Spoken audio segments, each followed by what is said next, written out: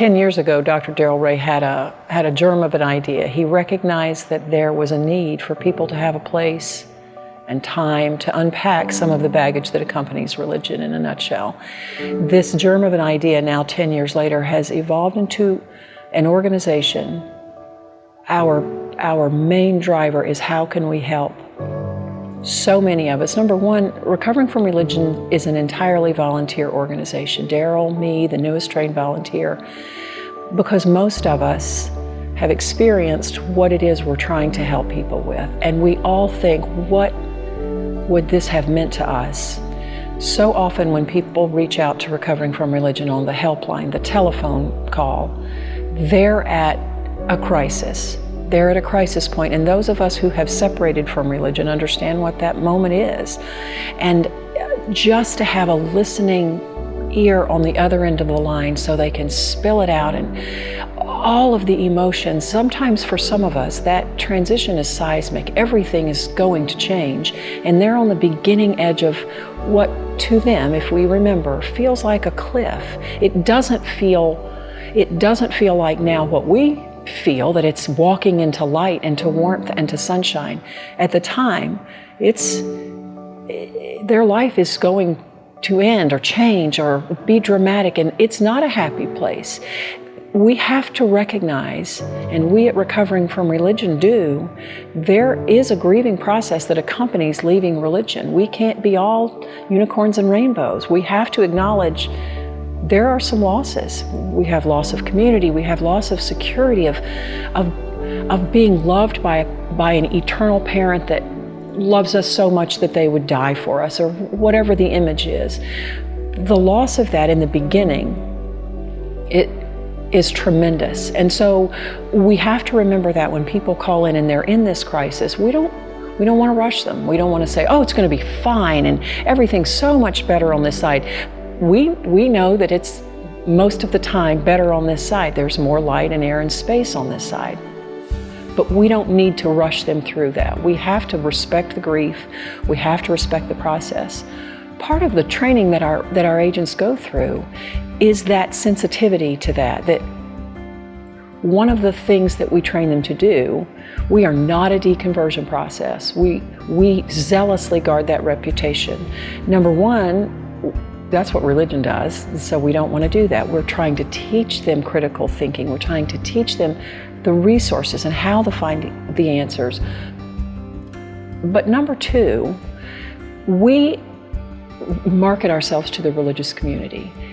We guard the reputation of not being a deconversion process because we don't want the word to get out. Don't call those people, they'll just talk you out of your religion. There have been clients that have called in, and then we hear from them again months later. They're still kind of stuck. They're in their place. That's their process. That's their schedule. That's their journey. So we try to respect that, at the same time providing for them resources so that they can own their lives and they can own their questions and they can own their future.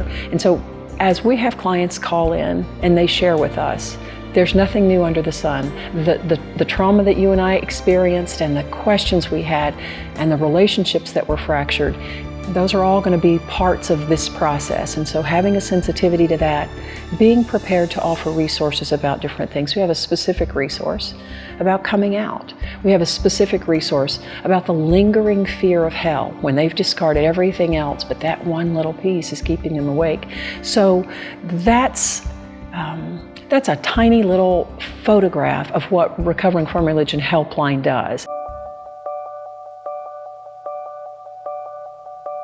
And I mentioned fractured relationships. Actually, fractured relationships is the number one reason that people reach out to Recovering from Religion.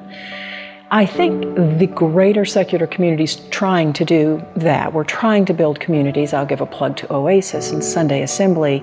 Recovering from Religion, we have support groups in place in some cities. When we have a dedicated volunteer, we have actual people with skin on meeting at a library and trying to be a resource.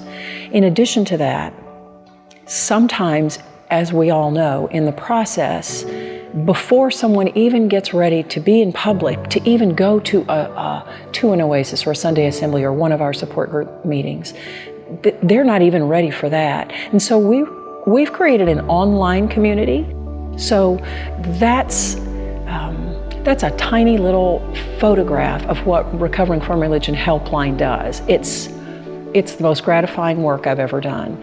And I mentioned that we're all volunteers. I continue to take calls and chats, even as the executive director, because it keeps me grounded. It reminds me of why we do what we do. It motivates me and inspires me to do even more, to be more places, because we have become such a resource for people who are struggling. If you are in a place where you're struggling with issues of doubt and non-belief, if you have this sensation, you have these nagging, annoying questions that won't go away, and you're trying to ignore them, you're trying to pray them away, you're trying to beg God to respond to you, to take away the turmoil and the doubt, my response to you, the first thing I want to say is that you're not alone. There are so many people that are in the same place. And the second thing I want to say is the reason that you're having those feelings is because you're right. Because you're right to doubt and to question and to wonder if there's not a better way. And so my hope for you, my compassion for you is be patient with yourself. Let yourself, deep breath, let yourself ask the questions. It's okay. Ask the questions. Don't rush it. Find some resources. Of course, Recovering from Religion is one I would point you to first.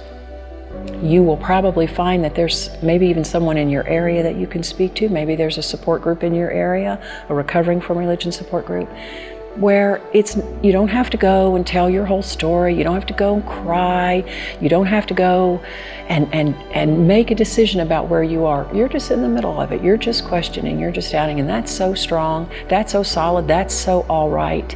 And so I wish someone had said that to me. I wish someone had metaphorically embraced me and said, it's okay. It's all right. And you don't have to rush. And you don't have to decide right now. Let yourself ask the questions.